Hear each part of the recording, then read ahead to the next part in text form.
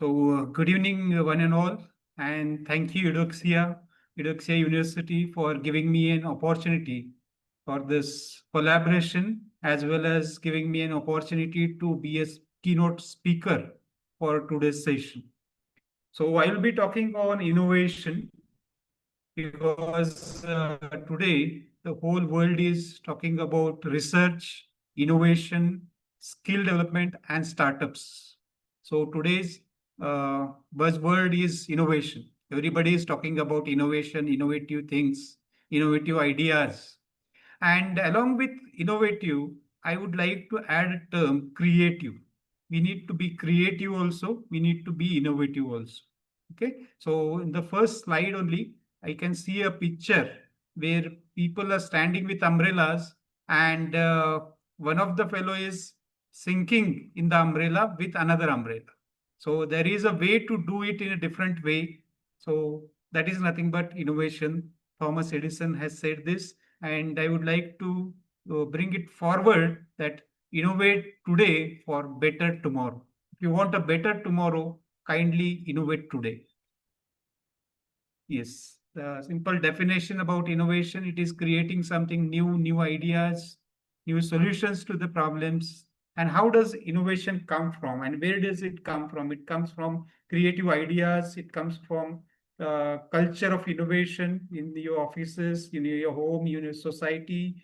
Then it comes from resources and infrastructures available. It comes from the innovation, comes from the leadership and the vision of the leadership. It comes from the feedback that we get. It comes from the effective risk management and so on. So these are few sources where innovation comes from. And what are the different types of innovations? If you go in detail, there is product innovation, there is process innovation, that can be a huge whole model can be innovated, services can be innovated, incremental innovation is another one of them. Then disruptive innovation is there, competitive innovation is another one. Technology innovation nowadays, everybody is talking about digital innovations. Then nowadays we come to know about social innovations. And most important, if you want to survive for the future, we have to go for sustainable innovation. So, and also there are open innovations which can bring creativity to us.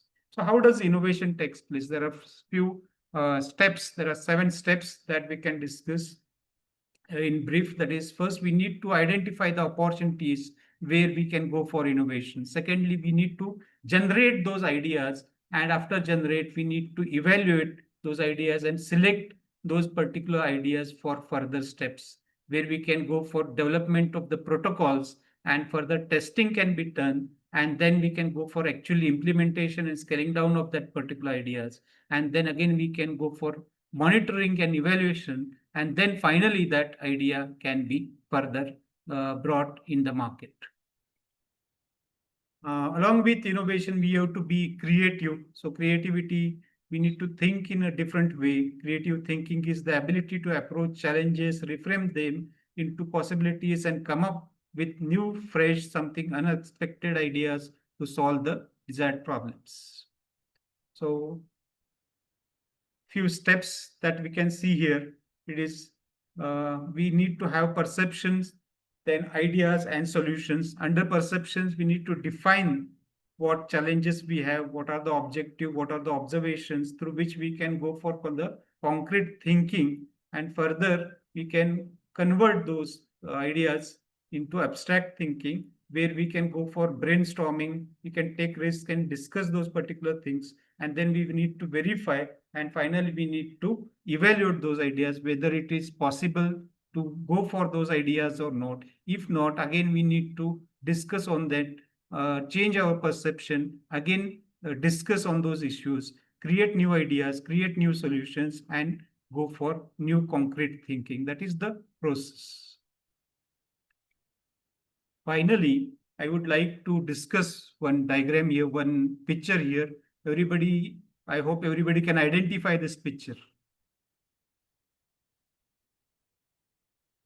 It's a scanning machine. It's a scanning machine.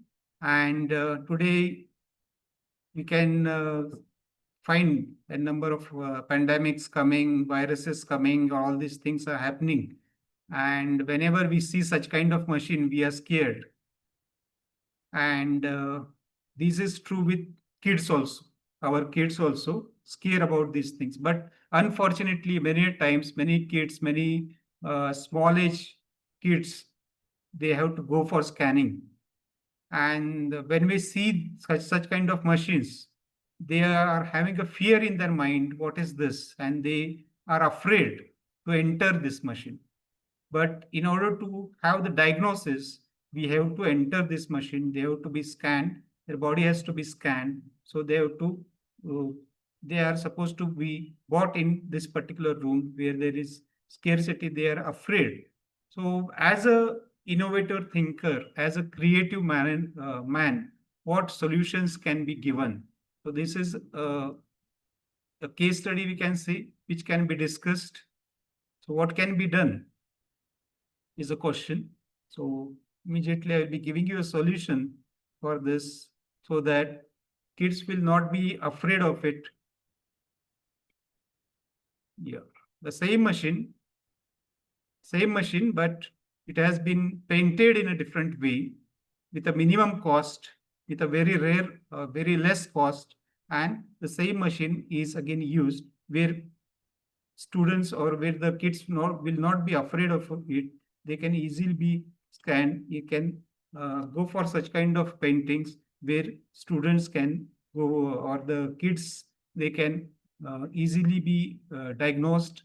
They can be scanned and their diagnosis can take place easily. So this is an example where innovation and creativity goes hand in hand and we can get good results. So today's message is we can, if you go for good research, it is not enough. We need to go for innovation. We need to go for creativity, and then it will be appreciated.